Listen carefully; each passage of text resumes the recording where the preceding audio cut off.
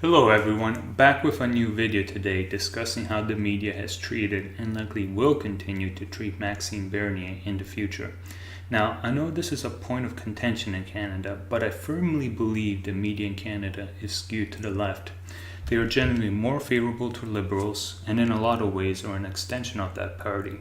Personally, the only source of political news I trust is the National Post, and even then, it's just a few select reporters I trust. So it's no surprise to see how the media is treating Bernier ever since he left the Conservative Party.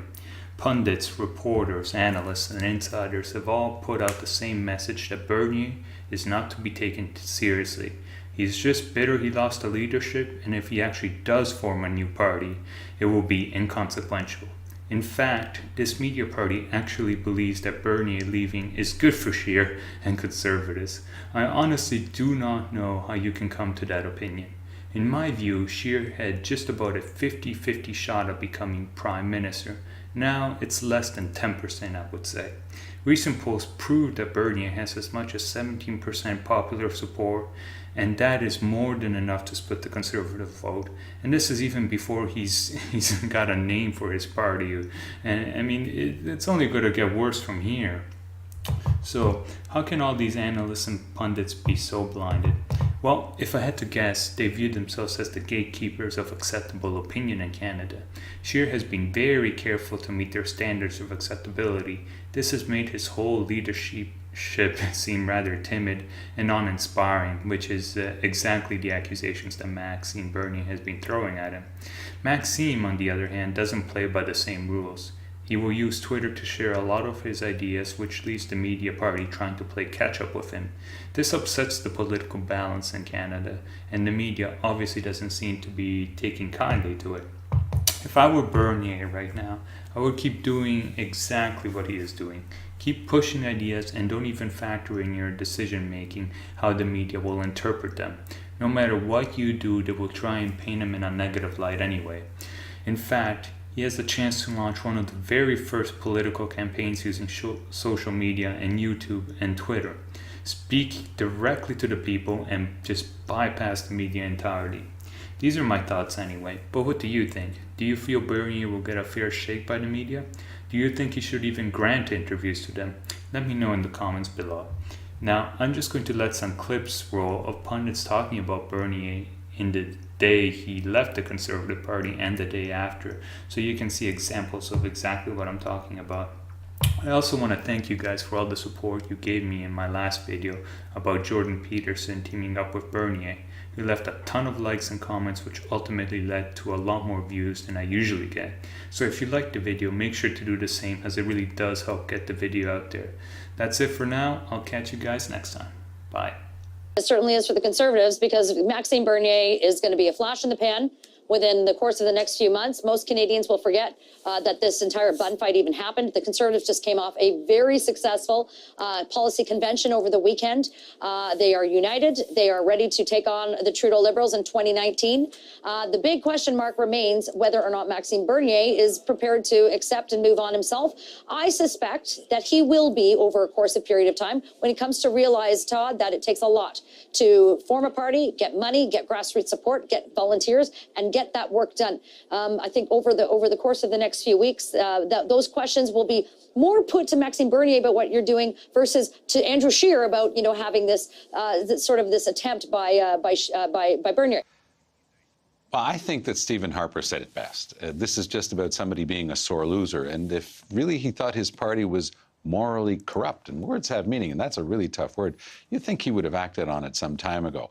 What we'll probably see this weekend is the Conservative troops rally around their leader, Andrew Scheer, who, by the way, I think showed a lot of poise and indeed maturity in handling the Twitter rants by Mr. Bernier, who clearly, especially yesterday when he went straight onto Mr. Scheer's leadership, was hoping to be thrown out. When that didn't work, he threw himself out. I don't think it's going to be of much consequence in the grand scheme of things. He has no support whatsoever here in the province of Quebec. The Conservatives, as was just pointed out by your other guest, have done relatively well in some parts of the province, and I think that they're going to continue to try to build on that.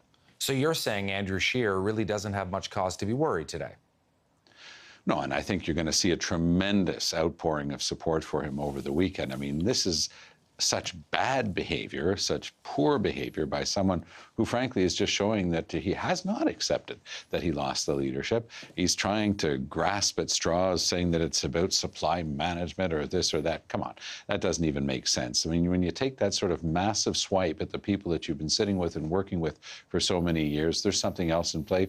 I don't think that he's going to be able to put a political party together in 1 year. He's never shown that type of management skill, and frankly, it takes a lot of will and a lot of popular support across the country, and it's simply not there for him. Well, and clear, and it came from all kinds of places, from Premier Ford to Leader Jason Kenney. It came from Stephen Harper, from senior strategists, to say, you know, don't let this nonsense derail us from our focus, which is to defeat Justin Trudeau. So I think that's not a bad place for him to begin his convention, a convention which, by the way, if Mr. Bernier decided to stay around, may have become quite divisive on some of these questions between the Libertarians and other folks in the party that maybe want a more centrist stance. He may have been able to make a lot more noise and turn the convention into something where the two sides of the Conservative Party were confronting each other quite publicly, and instead the narrative has been set up to allow the Conservative leadership to spend the next couple of days continuing on this theme of, you know, pushing Mr. Bernier aside and reminding people in their party how dangerous it is and the long, cold wilderness of the night that was the Reform Alliance split from the party. So I don't think that's a bad place for Mr. Scheer to begin his convention over the weekend. Although, as I said, he may find there are people in the party that are going to ask some tough questions in terms of how he keeps their values in the party. But he's got a few days to do it, and he's got more broad support, I think, more vocal broad support from the leadership of the party today than he's probably had since he became leader. The best way to stop the Maxime Bernier political party from gaining any kind of traction with voters, supporters, donors, or anybody is to take the oxygen out of the room with an effective platform that is based on conservative policies and principles that aren't boutique issues like supply management and other things, but that are core to the well-being, quality of life of Canadian families and the Canadian economy moving forward. That's how you stop this from moving forward, is recapture the agenda, get on the offensive, talk about policies and principles that are core to Conservative voters and the Conservative movement, and get on with defeating Justin Trudeau. A lot of people like Maxime Bernier, but those people like defeating Justin Trudeau a lot more than they like Maxime Bernier. And an inappropriate and unprofessional behavior in the form of Maxime Bernier and what he's done over the past couple of months. And look, I like Max personally, but I think that what he's done here is blown up his own political career with, frankly, nothing ultimately to show for it in the long term. And I think what it's going to cause is a pendulum swing in the other direction of a rallying around Andrew Scheer and an opportunity, as Marcella said, an opportunity for him to seize the agenda and to put some real meat forward on public policy and redefine the Conservative Party under his leadership as we go into the next election campaign. Okay, we're going to stay on this topic because there's a lot more.